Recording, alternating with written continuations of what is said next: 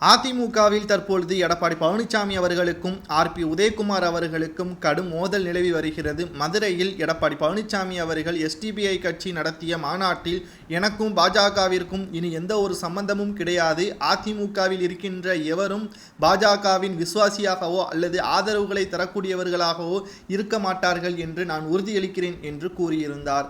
ஆனால் அதே மதுரை மாநாட்டில் அடுத்த நொடியிலேயே முன்னாள் அமைச்சராக இருக்கக்கூடிய உதயகுமார் அவர்கள் பலவிதமான பாஜகவிற்கு ஆதரவாக செயல்படக்கூடிய அனைத்து செயல்பாடுகளிலும் ஈடுபட்டு சனாதனத்தை பற்றி பேசி தற்பொழுது சர்ச்சையை ஏற்படுத்தி இருக்கிறார். இதனால் கடும் கோபமடைந்த எடப்பாடி பழனிசாமி அவர்கள் உதயகுமார் அவர்களை தனியாக அழைத்து கண்டித்துள்ளார். ஆனால் உதயகுமார் அவர்கள் சனாதனத்தை யார் பேசினாலும் நான் எதிர்ப்பேன் என்றும் அதை நாங்கள் வழியாக பின்பற்றக்கூடியவர்கள் என்றும் உதயகுமார் அவர்கள் எடப்பாடி பழனிசாமி அவர்களிடம் கூறியுள்ளார். இதனால் அதிர்ச்சியடைந்த எடப்பாடி பழனிசாமி அவர்கள் பாஜகவிற்கு விசுவாசியாக உதயகுமார் அவர்கள் செயல்படுவதாக அறிந்தவுடனே அவரது முக்கிய பதவிகள் சிலவற்றை பறித்துவிட்டார்.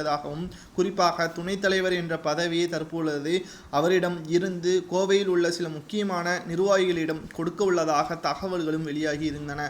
இந்த நிலையில்தான் நேற்று இரவே பன்னீர்செல்வம் அவர்களிடம் தொலைபேசியில் உதயகுமார் அவர்கள் பேசியுள்ளதாகவும், ஏற்கனவே ஒரே சமூகத்தை சேர்ந்த உதயகுமார் OPS இவர்கள் இருவரும் தென் மாவட்டங்களில் மிகப்பெரிய ஒரு ஆளுமையை திரட்டுவார்கள், இந்த கருத்தை கொண்டுதான் உதயகுமார் அவர்கள் தற்பொழுது பன்னீர்செல்வம் அவர்களிடம் சேர்ந்து விட்டால் நிச்சயமாக தனக்கு வரக்கூடிய பணம் மற்றும் செல்வாக்கு எப்பொழுதுமே வந்து கொண்டுதான் இருக்கும், எடப்பாடி பழனிசாமியை நம்புவதை விட பன்னீருக்கு ஆதரவை தெரிவித்து விடலாம் என்று கூறி OPSக்கு ஆதரவுகளை தெரிவிக்க உள்ளதாக தகவல்களும் வெளியாகி இருக்கிறது. ஒருவேளை பன்னீர்செல்வம் அவர்களுக்கு ஆதரவை தெரிவிக்கும் பட்சத்தில் நிச்சயமாக 15 MLAக்களும் OPSக்கு ஆதரவாக தெரிவிப்பார்கள். இதனால் எடப்பாடி பழனிசாமி அவர்களுக்குத்தான் மரண அடியாக விழும் என்றும் அரசியல் வட்டாரங்களில் கூறப்படுகிறது. இதை பற்றி உங்களது கருத்துக்களை கமெண்ட் வாயிலாக கூறுங்கள்.